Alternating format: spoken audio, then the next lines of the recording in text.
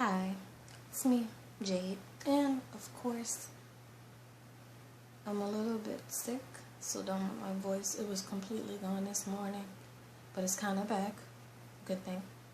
I thought I would share a little bit about my whole, kidney disease and my failure and everything. So, I'm Jade. I'm 24 years old. I've been on dialysis for almost 3 years, I don't know. Almost 3 years. I found out in 2012 that I was sick in February. And then I started dialysis in October. Actually on Halloween. Ooh, lucky me. And so I found out that I had FSGS, which is probably one of the worst ones, and that was in stage 5, and in stage of chronic kidney failure. I kinda was pissed, but I don't know. What can you do? I don't know how. I didn't know, but obviously no one knew. But the signs were there. My mom, she moved back to New Orleans, and I was staying in Baton Rouge in Louisiana. And so she was living on her own, and I called her one night and I said, "Mom, I really don't feel good." And she told me, "Maybe you need to go to the hospital." I was having a migraine all day. I could, the sun, any type of light drove me nuts. And at that time I was living with my boyfriend at that time, and he came home from work, and I said, "I need you to bring me to the hospital." And he said, "Okay." He took a shower. As soon as he took a shower, I just started vomiting non-stop. I couldn't stop. So I went to the hospital, the emergency room. They took my blood pressure. It was 188 over 128.2. And they were like, "Oh, you just have a migraine. That's why your pressure is so high." They sent me home with ibuprofen.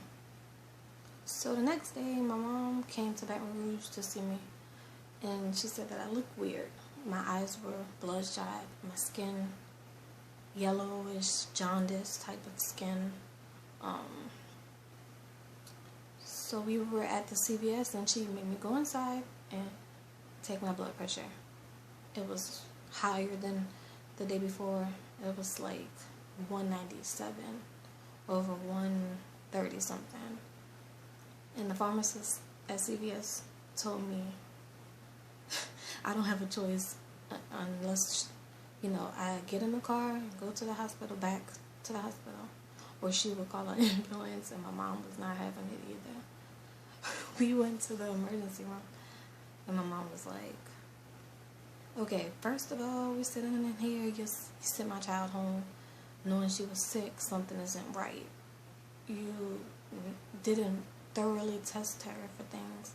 You just sent her home, told her she had a migraine." She was pissed. They quickly got me a room, and they were like an hour and a half waiting time in the emergency room. I got a room extremely quick. My mom was not having it. So then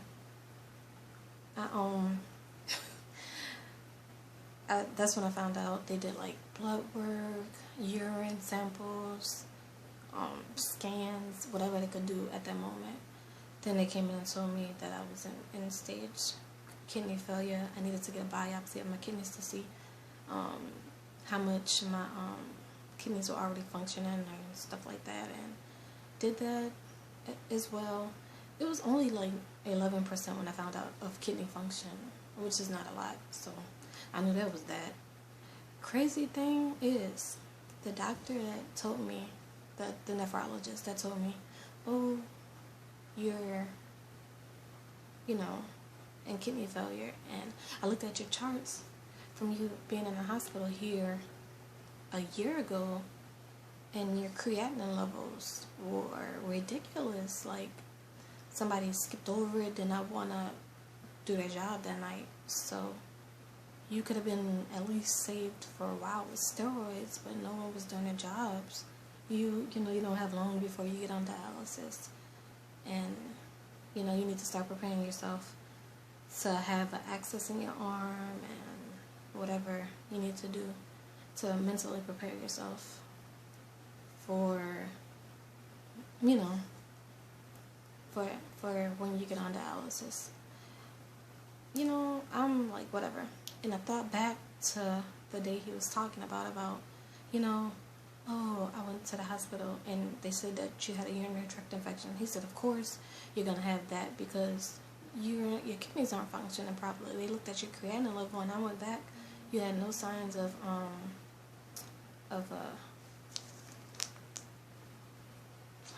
you had no signs of UTI. It was just your kidneys, weren't functioning, and your creatinine level.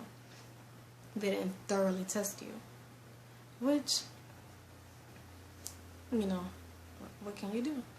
So, I didn't really try to stop living life. I just was like, whatever.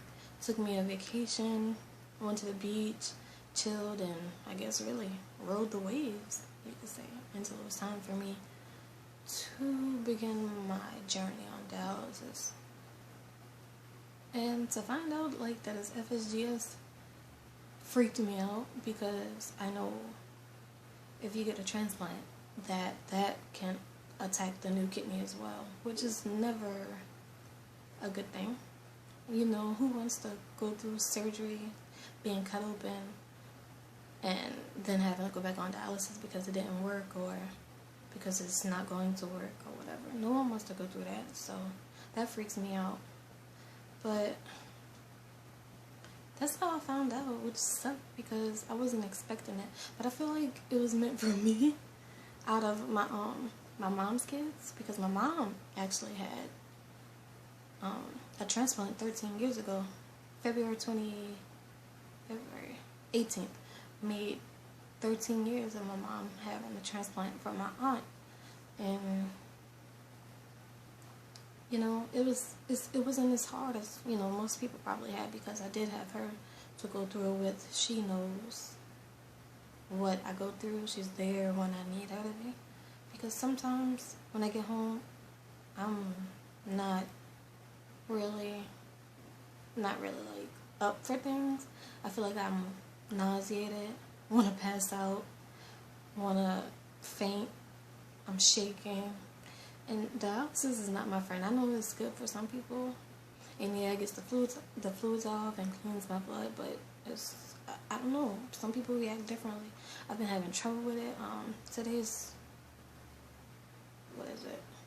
the 24th of March, and the 23rd of March I was in the hospital because last Tuesday on the 16th I had a fistulogram.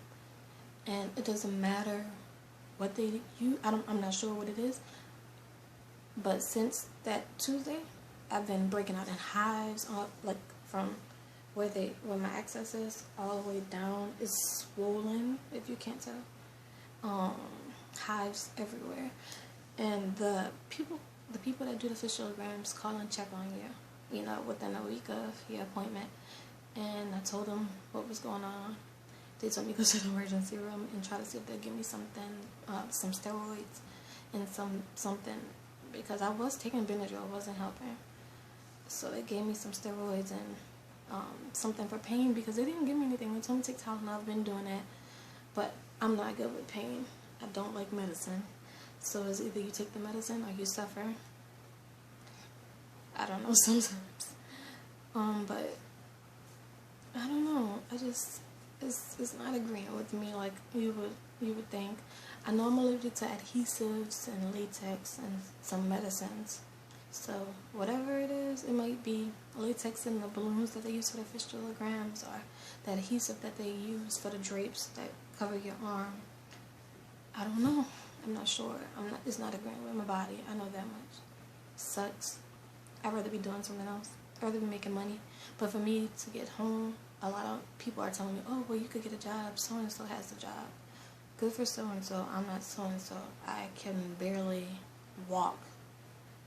After dialysis, I get faint, I guess. I don't know if it's because I'm like 115 pounds, give or take.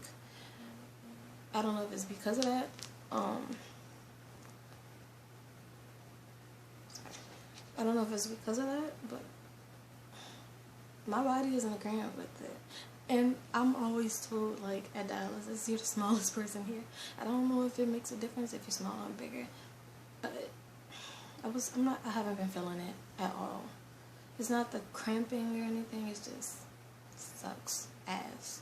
And I hate it. And it hates me. But that's pretty much it. If you have any questions, I'm not sure, what to really say. But feel free to ask. I know there's things that probably you want to know about me or my mom or, anything. I'm still waiting on transplant. Waiting on the list, as everybody else is. Freaks me out. I'm trying to do everything. My weakness is French fries, which is the worst thing, obviously, for me. Fluids, they are my friend. I'm always thirsty. And I love milk. Everything I can't have, so. I mean, if you want to ask Jade some questions, ask Jade some questions, I talk too much. I'm going now. Bye.